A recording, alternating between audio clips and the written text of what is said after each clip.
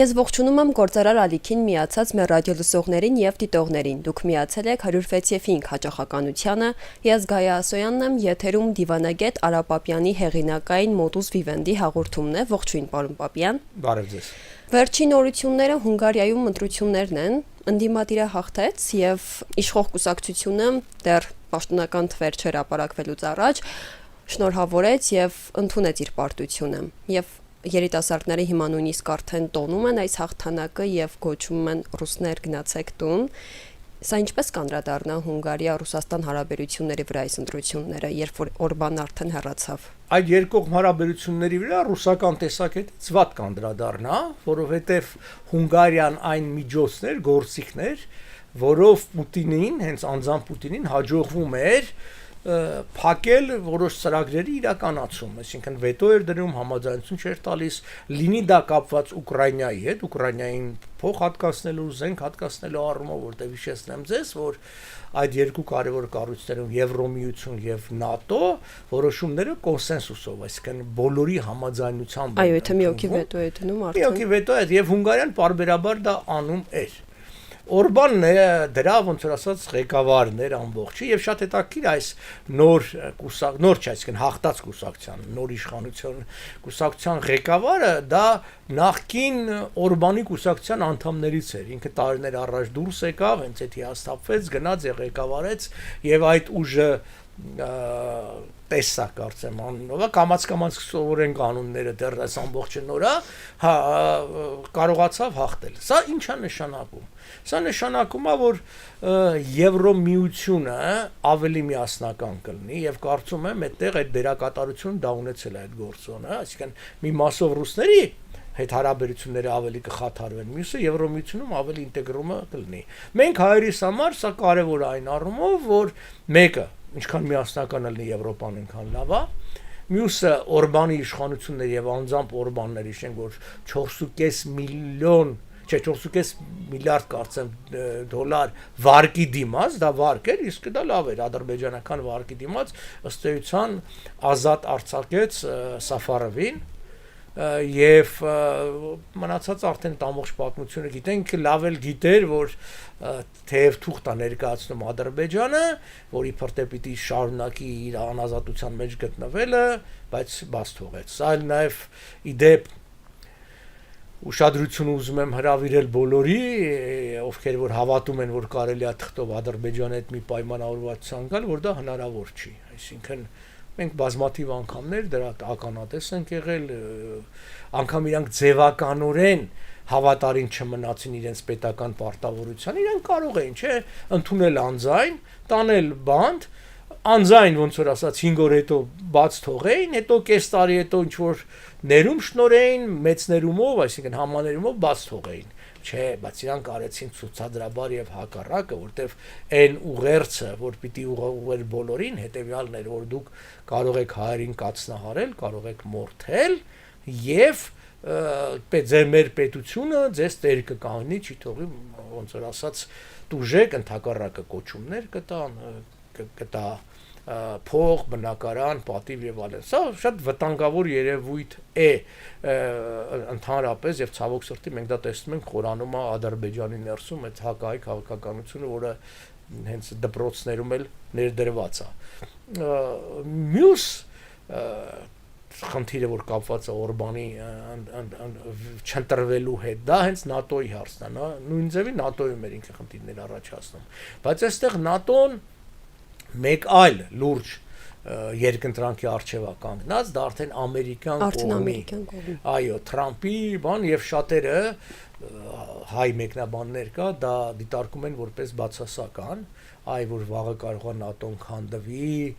եւ դա վատ է, չգիտեմ, որտեվ ռուսները կակտիվանան, բան։ Ես հակառակ տեսակետն ունեմ, որտեղ ես խնդրին նայում եմ հայկական շահերի տեսակետից։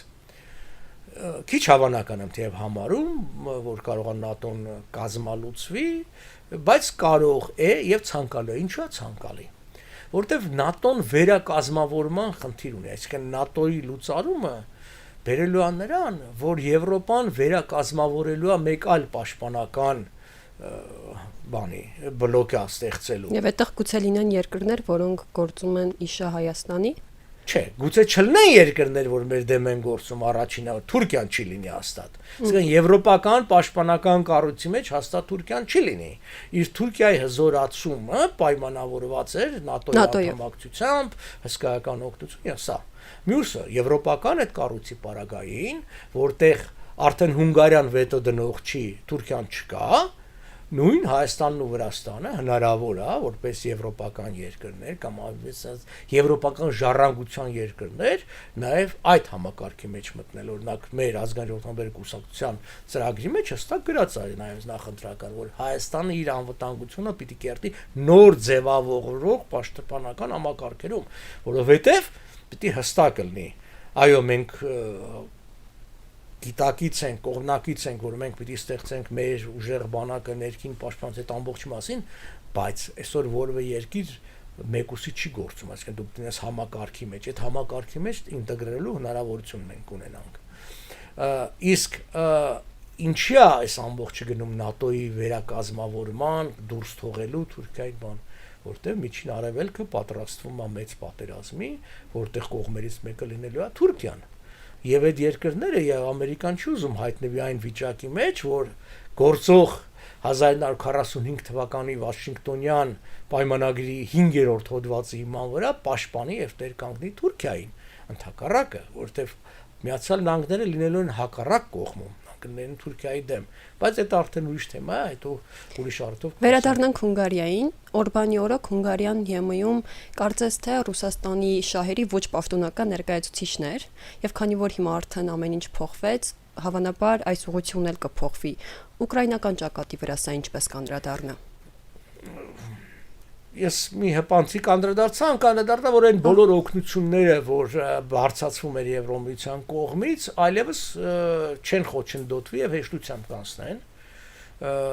Իսկ Եվրոմիության երկրները հիմնականում ինչ են անում։ Իրենք սկսել են զարգացնել իրենց ռազմական արդյունաբերությունը, բայց միևնույնն է իրենց հիմնական աջակցությունը գոնե առայժմ ֆինանսական են, փոխտանք։ Իսկ հիմնականում կփոխվի ֆինանսական տեսանկյունից վետո եւ այլնի։ Հա, այսինքն օրինակ ես ինչքան հիշում եմ վերջերս 90 միլիարդ դոլարանոց փաթեթար Հունգարիան վետո դրեց։ Իսկ 90 միլիարդ լուրջ թիվ է։ Այդ այնպես որ դա էլ կդրվի։ Մյուս կողմից երբ որ տեսեք, ասում են, չէ, դուք ինքներդ ասացիք, որ կարգախոսներից մեկը ռուսներ հեռացեք է։ Այո։ Դե հիմա տարօրինակ է, չէ՞ թե, այսինքն Օրբանի դեմ էին քվեարկում, ինչ էին ասում ռուսներ հեռացեք, որտեղ հասկանում էին, որ ռուսների շահերը պաշտպանողն է։ Իսկ այդ տրավման պատմական որ կա 56 թվականի, երբ որ սովետական զորքերը մտան Հունգարիա եւ դա ըստ էության Ռուսաստանն էր։ Հիմա դա կարելի է այլ պիտակով երկիրը անվանակոչել սովետական միության, բայց աշխարհը հասկանում էր եւ շատ հաճախ հենց այդպես էլ կոչվում էին, ասենք, Ռաշիա էին ասում, ով էր սովետական միություն ասում։ Կարճ ասած, այդտեղ փոխվում է արմատապես շատ բան։ Ուկրաինայի օգնությունը ավելի դառնում է սահուն, ֆինանսները ավելի շատանում են, ռազմական օգնությունը եւս շատանում են, իսկ բանի պարագային ընդհակառակը Ռուսաստանի պարագային խնդիրները առաջանալու, եթե հիմա շատ կարեւոր է իշխանապողությունը, եթե ավարտի հասցվի մինչեւ նոյեմբեր ամիսը, իսկ ամենայն հավանականությամբ նման բան լինելու է, որովհետեւ Վենսի բանակցությունները Իսլամաբադում իրանական կողմի հետ արդյունքներ չտվեցին, որովհետև խիստ իրարամերժ էին, այսինքն 10 կետանոց պարսկական 10 կարմիր գծերն ի վերջո ոչ մի կողմը չհատեց եւ ամեն մեկը իր կարմիր գիծը պահեց։ Հա, ինձ համար ճիշտ ասած զարմանալի էր, այն որ պարսիկները չէ, Իրանը տարածում էր ինչ որ լուրեր, նաեւ սա եմ ուզում, նա եմ ուզում, ինչ որ բաներ, տարօրինակ էր էլի, որ եւ ողջորվել էին շատեր նրանից, որ Թրամփը ասել էր, որ իրանական առաջարկը կարող է լինի բանակցությունների հիմք։ Այո, իրենց առաջարկած է։ Այո, բայց բանակցությունների հիմք չի նշանակում, որ մենք համաձայն ենք։ Որ մենք պատրաստ ենք նստենք քննարկենք։ Եվ նստել քննարկել էին, իսկ սա շատ իրարամերժ է։ Իրանն էլ պատրաստ չէր զիջումների գնալ, ուրեմն հետո ես կարծում եմ, այստեղ գիտեք շատ կարևոր հանգամանք կա։ Ես գլխից էլ չէի հավատում եւ ասել եմ մի քանի տեղեր, Թրամփ իշխանությանն է եկել խաղաղության կարգախոսներով, չէ՞։ Ես եկել եմ խաղաղություն բերելու եւ այս Հայաստան-Ադրբեջան իբր պատերազմի ավարտը խաղաղությունը իր համար կարեւոր էր, համար 8-րդն էր, մինչև 7 հատ ինչ-որ խաղաղություն էր բերել, ելի էր բերում եւ այլն բան։ Հիմա եթե ինքը ավելի ընդգրկուն պատերազմի գնա եւ ցամաքային ափամում անի Իրանում, դա լինելու է կետային, դա չի լինելու համատարած։ Մի տեսակ իր դեմ խոսացողների բերանը լեզու է դնելու, ասելու են տես դու ուրիշ բան ես։ Իսկ հիմա ինքը այս ցախողված բանակցություններով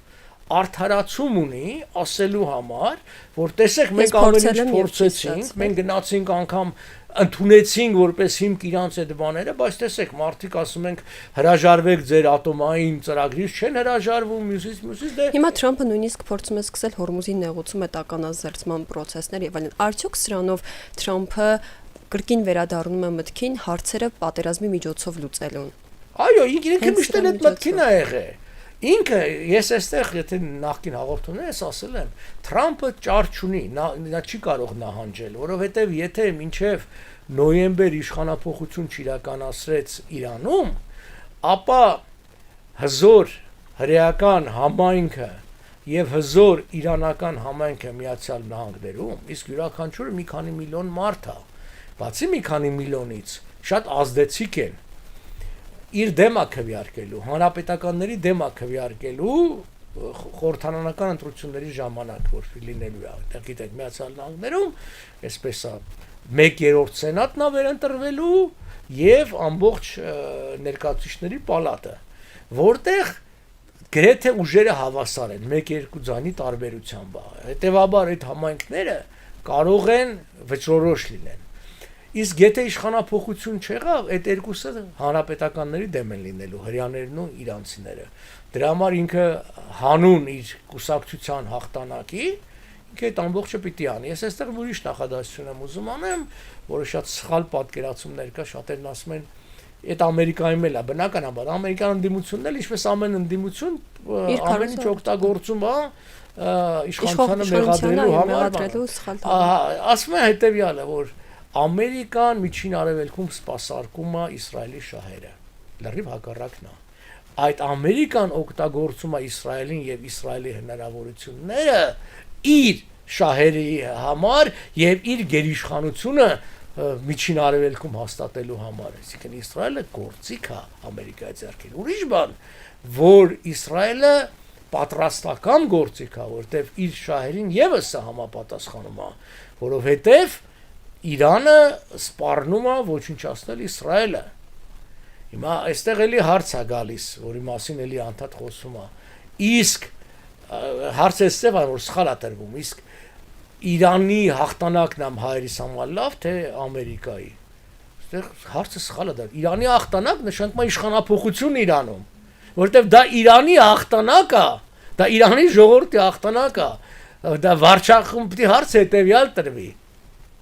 Վարչախմբի մնալն է Հայաստանի օգտին լավ, թե իշխանափոխությունը, իհարկե իշխանափոխությունը, որտեղ իշխանափոխությունից հետո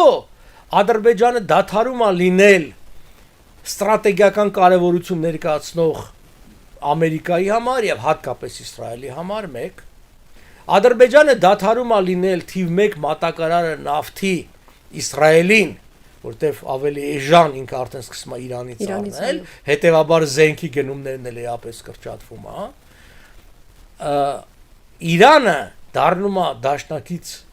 Իսրայելին, ում դեմ արդեն բնականաբար Թուրքիան է։ Եվ այդ առաջիկա ամենամեծ պատերազմը,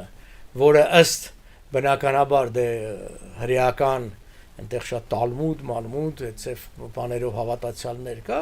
որ դա այն Արմագեդոնն է, որ լինելու է, այսինքն այդ վերջի մեծ պատերազմը, բայց դնենք մի կողմ, հարցը հետևյալն է։ Շահերի բախում կա, Թուրքիան ուզում է դառնալ եւ քայլեր է անում իսլամական աշխարհի առաջնորդը դառնալ եւ այդպես ներկայանում է, հետեւաբար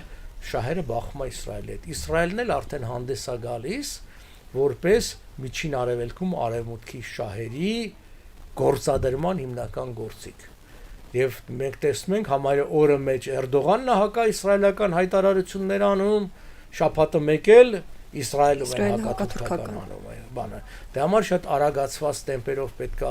Իրանի հարցը լուծել, որից հետո իդեպ, որից առաջ կամ հետո գալու է Հայաստանում իշխանապողության հարցը, Նիկոլ Փաշինյանը այսօր ձեռ է տալիս, որտեվ որպես գործիք օգտագործում է ռուսներին տարածաշրջանից դուրս մղելու, բայց Հայաստանի կարևորություն դրանով չի լինելու։ Հայաստանի կարևորություն այդ ուժերի վերադասարողության Հայաստանը Թուրքիայի դեմ մեծ պատերազմի ժամանակ որ կողմում ալնելու,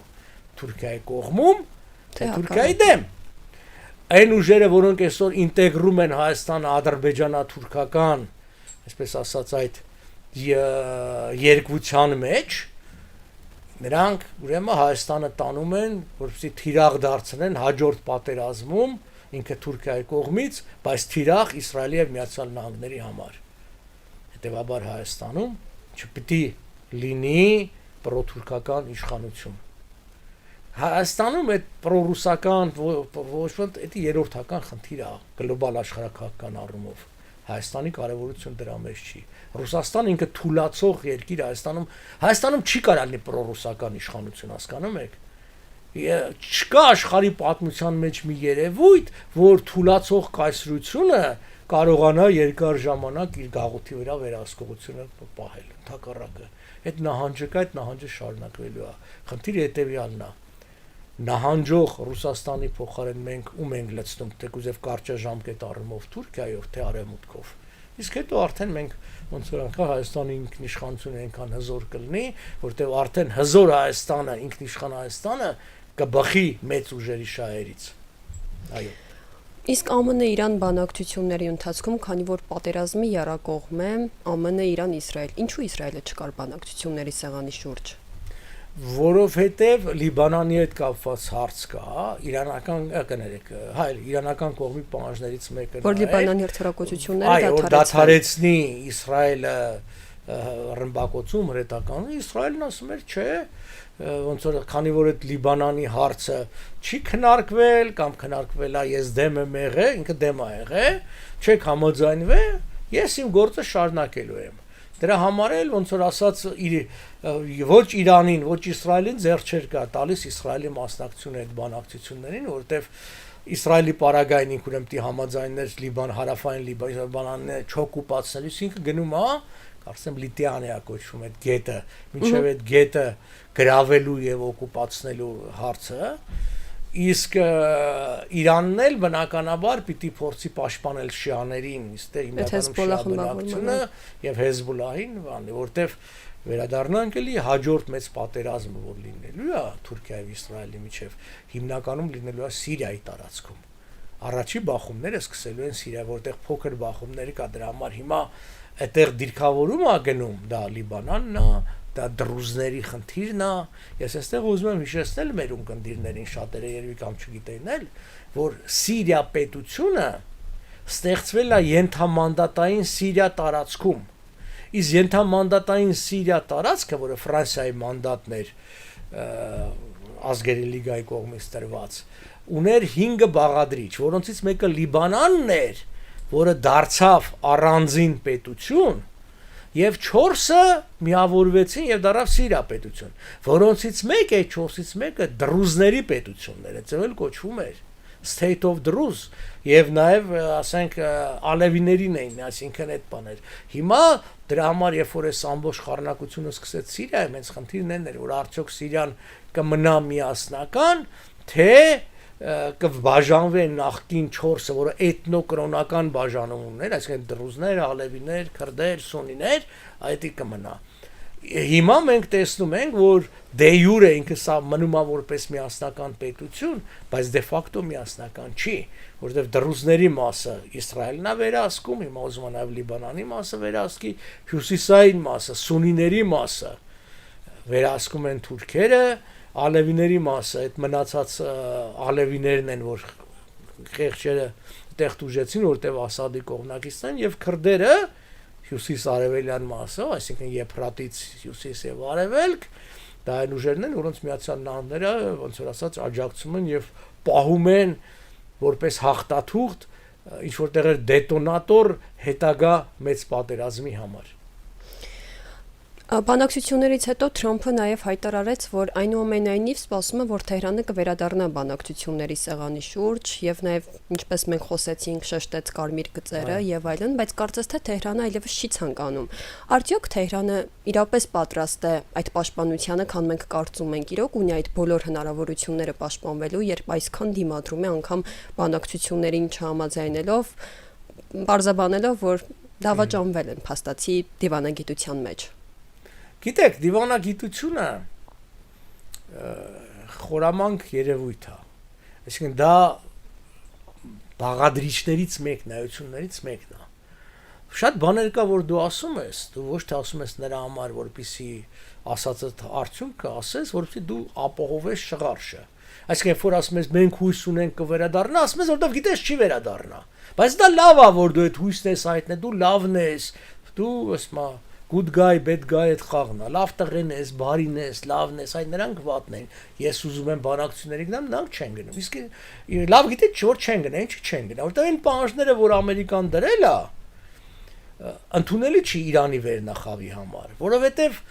այս պետությունը, երբ որ 79 թվականին հեղափոխություն ա եղել եւ եկել է իշխանության, հիմնական առանցքը դա հակաարևմտականությունն է, մասնարարպես հակաամերիկանիզմն է։ Սկզբից մինչև վերջ, առ այսօր է ծևա։ Եվ ընդունել այդ պայմանները նշանակում է գնալ դեպի Արևմուտք եւ Ամերիկա։ Այո, այսինքն հրաժարվել ամեն ինչ, ես նույնն է նման, երբ որ սովետին են թունդ Ստալինի ժամանակ առաջարկեին, որ դու հրաժարվի, չգիտեմ, պրոլետարիական հեղափոխությունից, այդ սկզբունքներից եւ այլն, դե բեր մցրու մասնավոր սեպասիվ, այսինքն այդ դեպքում արտաքինը կմնա նույնը, ներքնապես կփոխվեր։ Հիմա խնդիրը հետեւյալն է։ ՍՍՄ հասցվել էր ողբալի են վիճակի, հենց նավթի գների անկումով, ինչպես Գորբաչովն ասեց լեզուներդ երկար է, իմ նման երբ որ $8 իջներ մի բարելը, մի տակառը, տեսնեմ ինչ պետք է անեիք։ Ասեց հիմա նավթը 100 է, որտեղ Պուտինի կողմնակիցները մեծ խոսում էին, 100 քանի դոլար էր ասեց, սա հիմա 100 քանիսը հեշտ է խոսալ, այն ժամանակ խոսայի, որ $8 էր դառը։ Այսինքն հիմա նույնն էլ այս բանն անում։ Այս պատերազմը նավթը որպես միջոց է վճարման, այս խնդիրները պիտի լուծեն։ Չի գնա Իրանը սյան, վերնախավը չի, ժողովուրդը պատրաստ է։ Ժողովուրդը պատրաստ է, ժողովրդին այդ գաղափարները այլևս խորթ ու օտար են, ինչպես մեզ համար, այսինքն 70-ական, 80-ականների սերնդի համար համաշխարհային հեղափոխության գաղափարը անիմաստ գաղափար էր, բայց իրանք էլ են չի համաշխարհային հեղափոխություն, բայց կրոնական շիա հեղափոխություն։ 1920 թվականի սեպտեմբերին Բաքվում գումարվեց Արևելքի ժողովուրդների առաջի համագումարը եւ միակը ստեղծան Զինովիևն ու Ռադեկն էլ գնացել էին այնտեղ խոսում էին Կոմինտերնը ղեկավարը այդ ամբողջ խնդիրը համաշխարհային հեղափոխություն են եւ երկրորդ ազգը այդ մասնակիցների թվով հայերն էին որտեղ քննարկվում էր Հայաստանի պետության վերացման հարցը եւ Էնվերը խոսած եւ Ղարաբաղի ճակատագրի հարցը որ Հայաստանը որպես իմպերիալիզմի շնիկ պետքա ոչնչացվի որտեղ դա համաշխարհային հեղափոխության համար պետքա եւ հայերը որ համաշխարհային հեղափոխության արեցին եւ բանալով ասեմ մարտիկ հավատում էին անգամ հայերն էին հավատում սեփական պետության ոչնչացման գնով հասնել համաշխարհային հեղափոխության բայց նույն հայերը արդեն 50-60 տարի հետո այլևս չէին հավատում։ Հիմա եթե 70-ականների վերջին 80-ական միգուցե մի բուր մարտիկ եղել են, որ հավատացել են եւ հավատում են միջալուց ասեն, որ իսլամը կարող է բերի արդարություն, որտեվ միշտ կրոնը ներկայացում է այսպես որ շատ լավ բան, այսքո այ որտեվ իսլամը չի ընդունում աշխարհություն, այսինքն տոկոսով փող տալը։ Հետևաբար իսլամական բանկերը պետք է տոկոսով չգործեն։ Բայց շատ པարզ դառավ, եթե դու տոկոսով փող չես տալիս, այդ դեպքում փող տալը, ասենք վարկավորումը դառնում է անիմաստ։ Ինչի՞ պիտի բանկը փող տա, որ մի բան էլ նույնը հետ վերցնի։ Ոչ միայն օգուտ վնաս ստանա, որտեղ ինֆլյացիա միշտ կա երկրում։ Այսինքն եթե լավ է 2.5-3% նորմալ է համարում, ուրեմն դու գոնե մի 6%-ով դիտած, որ 2.5-3% էլ շահ ունենաս։ Բայց եթե դու տաս 0%-ով, այդ դեպքում ինչ որ մեկը պետք է հատուցի այդ ինֆլյացիայի կորուստները։ Այդ դեպքում չի աշխատում տնտեսությունը։ Հետևաբար, տեսեք, անգամ ամենաիսլամական երկրները Նույն նայեք Millet բանկը, որ Հայաստանում է, չէ, իրանական բանկ է։ Բայց ինչի է բանով վարկերը տալիս տոկոսով, ինչի է բանանում նույն դոլարը մի գնով առնում, մի գնով ծախում, շահույթ բան։ Հարցը դա կրոնը կրոն, տնտեսությունը տնտեսություն իր գաղափարն ունի եւ բիզնեսի շարժիչը շահույթն է։ Հիմա լավ է, վատ է, այդ ձևը սովետը ինչի կործանվեց, որտեվ սովետի մեջ չկար անձի կողմից շահագրգռություն ինչ որ մի բան անելու համար, որովհետև շատ կաշխատի իր հիմնարկությունը փող, քիչ կաշխատի իր հիմնարկությունը փող, միևնույն իր ինքը ուներ իր աշխատավարձի չափը շատ ռուսերեն բառով պրեմիա կտան, այսինքն պարգևավճարն է, դրանից բան չէր փոխվելու։ Դրա համար այսինքն նաև իսլամական տնտեսություն, այդ որ օգտագործում էին հեղափոխությունից հետո այդ բառերը, այսօր արժեքազրկվեցին, հասկացան, որ այդ ամբողջը չի լինելու եւ այդ գաղափարն էլ անկում ապրել եւ չկա։ Իսկ մարդու ազատությունների տեսանկյունից, որ նայում ես էլի, ի վերջո ինչ ասեմ, ոնց կարելի է, ասենք, ցույցին մասնակցելու համար այդ 19-20 տարեկան երիտասարդների դգնել եւ մահապատժի ենթարկել, այն էլ շատ հետաքրքիր է ձևակերպումը Աստծո դեմ կամ ընդդեմ Աստծո պայքարելու կռվեպա համար։ Այսինքն դա գիտեք, բան է էլի, անգամ Աստծո նկատմամբ արդար մոտեցում չի, նշանակում է դու Աստծուն իջեցնում ես իշխանության մակարդակին, այսինքն իշխանության աստվածացնում ես, որը ընդունելի չի, որևէ առումով ընդունելի չի, ոչ քրիստոնեության, ոչ մի կրոնով, որտեվ Աստված պիտի ավելի վերելնի այդ ամբողջ եւ Աստծո համար երկրային իշխանությունը չի, ինքը երկրային իշխանության տերն է։ Այն որ քրիստոնեության մեջ ասում է, որ դուր Աստծոն, Աստծոն կեսարին, այսինքն փողը երբեք չի ընկալվում աստվածային բան։ Դրա համար կար մի հավատալիք, շատ հետաքրքիր է, դա ուշ միջնադարում դա արդեն կայացած բան էր, որ վաճառականները իրենց փողը փոխում էին դարբինի հետ, դարբինի փողով էին առնում մատաղի գառը եւ մատաղ էին անում դարբինի փողով, այսինքն քարտինքով վաստակած, որտեղ անգամ այդ վաշխառությունն ու վաճառականությունը չէր համարվում, արդար իրանք անգամ դա չէին ընկալում, եւ երբ որ մենք գիտենք, թե ինչու այսինքն եկեղեցիներ էին կառուցում այդ մեծահարուստները եւ այլն, նաեւ այդ ապաշխարության խնդիրն էր, որտեղ մարդիկ հավատում էին, որ Աստծո դուրը պիտի բացվի եւ քանի որ ասում են, որ ավելի շուտ ուխտը կանցնի ասեղի ծակից, քան հարուստը դրախտի դռնից, այդ բանը կար, այդ հավատը կար։ Մի քիչ շեղվեցինք, բայց ասած հետո Բայց ամեն դեպքում չէ, սա ֆունդամենտալ բաներ են, հասկանում եք, որտեղ հասարակությունը, որը կառուցել է իր ամբողջ հասարակությունը այդ վեհ գաղափարների վրա եւ չի կարողացել դա ապահովի, ինքը դառնում է սկզբից գաղափարապես սնանկ, կրկնում եմ, ոնց որ սովետներ։ Իսկ երբ որ դու դառար գաղափարապես սնանկ, այո, դու կարաս ունենաս հեղափոխական պահապաններ, ինչ գիտեմ, 600,000 հոգի, 1 միլիոն հոգի, բայց այդ երկիրը 92 միլիոն է։